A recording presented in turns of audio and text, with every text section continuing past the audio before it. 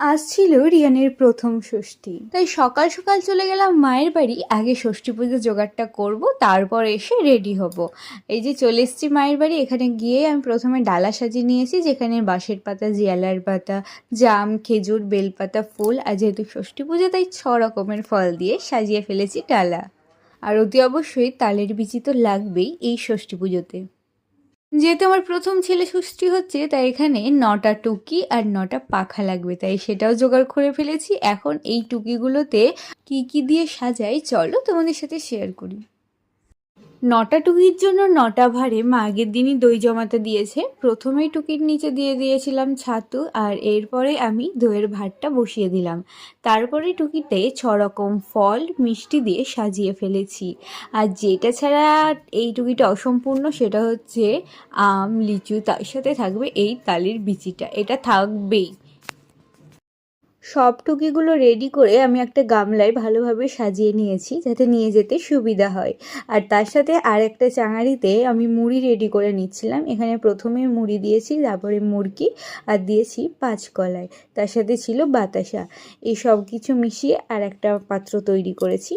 পুজোর সমস্ত জোগাড় কমপ্লিট করে বাবু আর আমি রেডি হয়ে চলে এসেছি। কেমন লাগছে আমাদেরকে জানতে ভুলো না কিন্তু। আর এখন সবার জন্য অপেক্ষা করছি, কারণ একসাথে যাব ষষ্ঠীতলা। আচ্ছা, তোমাদের ওখানে কি ষষ্ঠীতলায় গিয়ে পুজো হয় নাকি বাড়িতেই পুজো করো এই ষষ্ঠী পুজোটা? আমাকে কিন্তু কমেন্টে জানিও।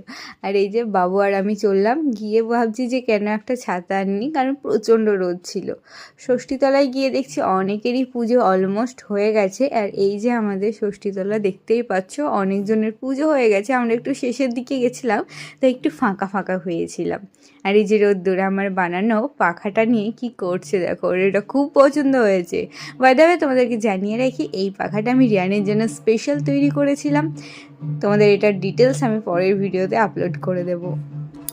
পুজো হওয়ার পর একটা নিয়ম ছিল, বাচ্চাদেরকে ষষ্ঠীতলায় শুইয়ে রাখতে হবে। তো এখানে বাবুকে শুইয়ে দেওয়াতে ওর অবস্থাটা দেখো, মানে ও অনেকক্ষণ থেকে শুতে পায়নি, তাই দেখো যেখানেই শুয়ে দিয়েছে ওর কোনো ব্যাপার নাই। ও উঠছেও না, লড়ছেও না, চড়ছেও না, কি বিন্দাস শুয়ে আছে। আর অনেকক্ষণ পর শুতে পেয়েছি, একটু শুয়ে নিই। কেউ তো ডিস্টার্ব করবে না। এই ঝুড়িটা সরাও তো, অসুবিধা হচ্ছে আমার পাটা রাখতে।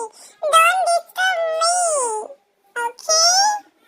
বাবু উঠে পড়ো, উঠে পড়ো, আর শুতে হবে না, বাড়ি গিয়ে আবার ঘুমাবা, ওঠো। আর এই যে এরপর রোদ্দুরকে শুয়ে দেওয়াতে ওর অবস্থা দেখো, ওরও কোনো ব্যাপার নাই, শুয়ে পড়েছে পুরো রোবটের মতন। বলছে কোনো ব্যাপার না, একটু শুতে